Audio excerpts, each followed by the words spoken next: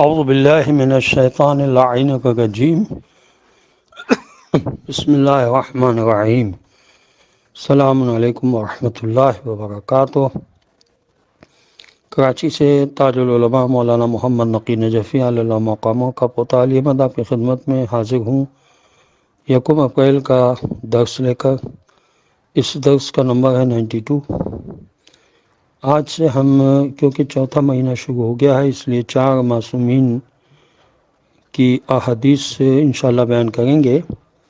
پہلے 8 دن رسول اکرم صلی اللہ علیہ وسلم کی مختلف موضوعات پر احادیث بیان ہوں گی، اور اس کے بعد 8 دن مولا علی علیہ السلام کی احادیث، اور پھر 7 دن حضرت فاطمہ زہرا سلام اللہ علیہ کی احادیث، اور پھر 7 دن امام حسن علیہ السلام کی۔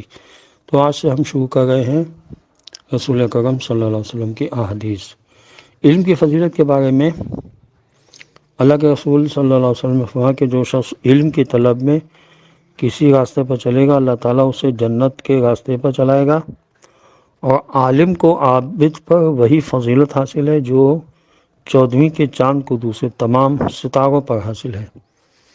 یعنی علم معرفت پیدا کرتا ہے، اور معرفت سے یقین حاصل ہوتا ہے، اور یقین کے ساتھ ساتھ کیا جانے والا عمل خدا کی قربت کا باعث بنتا ہے۔ لیکن معرفت کے بغیر کتنی ہی عبادت کی جائے، قرب خداوندی حاصل نہیں ہوتا۔ پیغمبر اکرم صلی اللہ علیہ وسلم علم کی اسی اہمیت اور عالم کی یہی فضیلت بیان کرتے ہوئے یہ حدیث بیان فرماتے ہیں کہ جو شخص علم کے طلب میں کسی راستے پر چلے گا، اللہ تعالیٰ اسے جنت کے راستے پر چلائے گا، اور عالم کو عابد پر وہی فضیلت حاصل ہے جو 14ویں کے چاند کو دوسرے تمام ستاروں پر حاصل ہے۔ اسی طرح سنت کی اہمیت بھی ہے۔ یہ بات سب جانتے ہیں کہ عمل کا دار و مدار، معاف کیجیے گا، نیت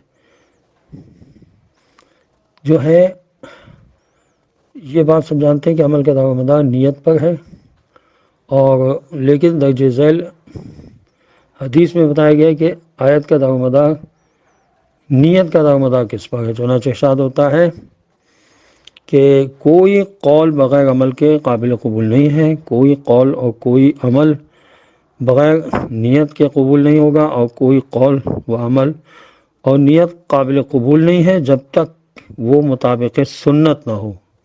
اس حدیث میں سنت کی اہمیت کو بیان کیا گیا ہے۔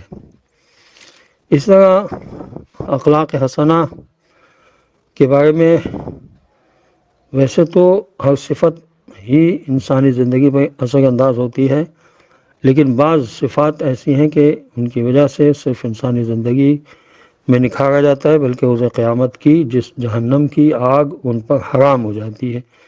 تو اس بارے میں رسول خدا صلی اللہ علیہ وسلم کا ارشاد ہے کہ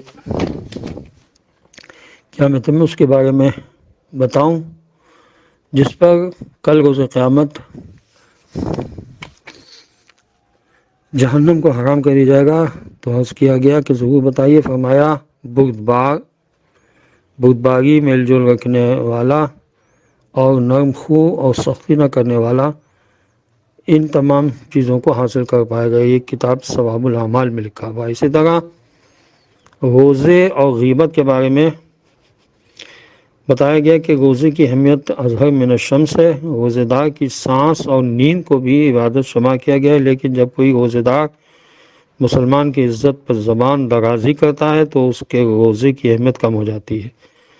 چنانچہ رسول اکرم صلی اللہ علیہ وسلم کی حدیث ہے کہ روزے دار اپنے بستر پر آرام کر رہا ہو تو بھی عبادت میں شمار ہوتا ہے جب تک کہ وہ کسی کی غیبت نہ کرے۔ یہ کتاب تہذیب الاحکام میں حدیث موجود ہے۔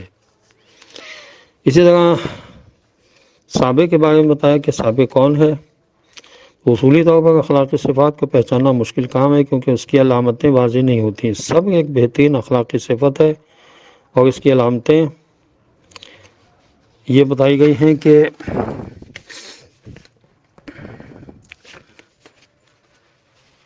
صحابہ کی 3 علامتیں ہیں۔ پہلی یہ کہ وہ سستی نہیں کرتا، دوسری یہ کہ وہ آزودہ خاطر نہیں ہوتا، اور تیسری یہ کہ وہ اللہ عز و جل سے شکوہ نہیں کرتا، کیونکہ سستی کرنے والے نے حق کو ضائع کیا اور آزودہ خاطر ہونے والے نے شکر ادا نہیں کیا، اور اللہ تعالیٰ سے شکوہ کرنے والے نے نافرمانی کی۔ یہ بحار الانوار میں لکھا ہوا ہے۔ دنیا اور آخرت کے بارے میں رسول اکرم صلی اللہ علیہ وسلم کی حدیث ہے کہ اگر تم آخرت کے خیر و شر کا اسی طرح سے یقین رکھتے جس طرح دنیا کا یقین رکھتے ہو تو آخرت کی طلب کو ترجیح دیتے۔ یہ مجموع ورام میں حدیث موجود ہے۔ انسان دنیا سے اس لیے محبت کرتا ہے کہ اس سے معاد اور اخروی زندگی پر یقین کامل نہیں ہوتا، اگرچہ اس کا عقیدہ ہے، لیکن ایمان نہیں کہ ایک دن حساب کتاب ہوگا اور دنیاوی اعمال کی بنیاد پر ایک اخروی زندگی اس کا انتظار کر رہی ہے۔ جس طرح انسان کو اس کا یقین ہو جائے، وہ عارضی زندگی کی پرواہ کیے بغیر اس زندگی جاوید کی فکر کرے۔ اور زندگی عمل کا مقام ہے اور آخرت حساب کتاب کی جگہ ہے۔ زندگی کے ایک لمحے کے بارے میں سوال کیا جائے گا۔ انہی سوالوں میں سے 4 اہم سوالوں کا تذکرہ کرتے ہوئے ہمارے پیارے نبی صلی اللہ علیہ وسلم نے فرمایا کہ کسی بندے کے قدم قیامت کے دن ثابت نہیں کر سکتے جب تک وہ 4 سوالوں کے جواب نہ دے سکے۔ نمبر 1 اس کی عمر کے بارے میں کہ اسے کہاں فنا کیا۔ نمبر 2 اس کی جوانی کے بارے میں کہ اسے کہاں فرسودہ کیا۔ نمبر 3 اس کے علم کے بارے میں کہ اس پر کس طرح عمل کیا۔ نمبر 4 اس کے مال کے بارے میں کہ کہاں سے حاصل کیا اور کہاں خرچ کیا۔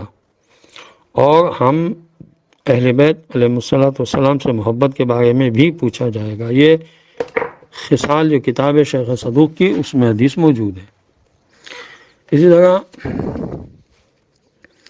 دائمی غفلت کے بارے میں یہ ہے کہ غفلت بہت بڑا عذاب ہے جس کے نتیجے میں اچھائی اور برائی میں تمیز نہیں رہتی اور انسان برائی کے دلدل میں پھنستا چلا جاتا ہے۔ غفلت کبھی عارضی ہوتی ہے کہ انسان کو جلدی اپنی غلطی کا اندازہ ہو جاتا ہے، لیکن کبھی کبھار غفلت دائمی ہوتی ہے، کیونکہ انسان خواہشات نفسانی اور شہوتوں کی جولانی میں کچھ اس طرح گرفتار ہو جاتا ہے جو اسے بیدار نہیں ہونے دیتی، اور جب موت آتی ہے تو اسے معلوم ہوتا ہے کہ اس نے کیا کیا، لیکن اس وقت یہ بیداری اسے کوئی فائدہ نہیں پہنچاتی۔ رسول اکرم صلی اللہ علیہ وسلم کی حدیث ہے کہ لوگ سو رہے ہیں، جب موت آئے گی تو بیدار ہوں گے۔ یہ ہماری الاخبار میں حدیث موجود ہے۔ انسان کے اکثر نیک اعمال ایسے ہوتے ہیں کہ جب تک انہیں وہ اپنی زندگی میں انجام دیتا رہے گا اس کا ثواب اسے ملے گا، لیکن بعض اعمال ایسے بھی ہیں کہ ان کا ثواب موت کے بعد بھی اسے ملتا رہے گا۔ ان میں سے اکثر اعمال ایسے ہیں جن کا فائدہ عوام الناس کو پہنچتا ہے۔ اس بارے میں خاتم النبیین صلی اللہ علیہ وسلم کی حدیث ہے کہ 7 چیزوں کا ثواب انسان کی وفات کے بعد بھی اس کو ملتا رہتا ہے۔ جو شخص کھجور کا یا کوئی بھی پھلدار درخت کاشت کرے، یا کنواں کھدوائے، یا نہر جاری کروائے، یا مسجد بنوائے، یا قرآن لکھے، یا علم کی وراثت چھوڑے، یا ایسی صالح اولاد چھوڑ کر جائے جو اس کے مرنے کے بعد اس کے لیے استغفار کرے۔ یہ کتاب ہے مجموع ورام، اس میں یہ حدیث موجود ہے۔ اسی طرح خواہشات کا زیادہ ہونا جہاں دنیا میں تباہی کا باعث ہے، وہاں آخرت میں بھی خدا کے غضب کا سبب ہے، کیونکہ اکثر برائیاں بے جا توقعات اور خواہشات ہی سے پیدا ہوتی ہیں۔ خاص طور پر اگر بیوی شوہر کے ساتھ رویہ اچھا نہ رکھے اور اس کے ساتھ ایسی توقعات وابستہ کر لے اور ایسی خواہشات کو پورا کرنے پر اصرار کرے کہ جس کا بجا لانا اس کے بس میں نہ ہو، تو یہ زندگی شوہر اور بیوی دونوں کے لیے جہنم بن جاتی ہے، اور اس جہنم سے نکلنے کے لیے اکثر اوقات شوہر غیر قانونی یا غیر شرعی کام کرنے پر مجبور ہو جاتا ہے۔ اس طرح سے پورے خاندان کی دنیا و آخرت تباہ ہو جاتی ہے۔ ایسی غیر ذمہ دار بیوی کے بارے میں اللہ کے رسول کا ارشاد ہے کہ جو عورت اپنے شوہر کے ساتھ اچھے تعلقات نہ رکھے اور اسے ایسے کام پر مجبور کرے جس کی طاقت و قدرت اس میں نہ ہو، تو اس کی کوئی نیکی قبول نہیں ہوگی، اور وہ خدا سے اس حال میں ملاقات کرتی ہے کہ اللہ تعالیٰ اس پر غضبناک ہوتا ہے۔ یہ ہمارے شیخ صدوق میں لکھا ہے۔ خداوند عالم کی بارگاہ میں دعا ہے کہ پروردگار ہمیں معصومین علیہ الصلوۃ والسلام کی احادیث سے سبق لینے کی توفیق ہو، اور ان احادیث پر عمل کرنے کی صلاحیت ہم اپنے آپ میں پیدا کریں۔ خدا امام زمانے کے ظہور میں تعجیل فرما دے، ان کے آوان انصار میں ہمیں شامل ہونے کی توفیق نصیب ہو۔ وآخر دعوانا ان الحمد للہ رب العالمین، وصلی اللہ علی محمد وعلی آلہ الطیبین الطاہرین المعصومین المظلومین۔ السلام علیکم ورحمۃ اللہ وبرکاتہ۔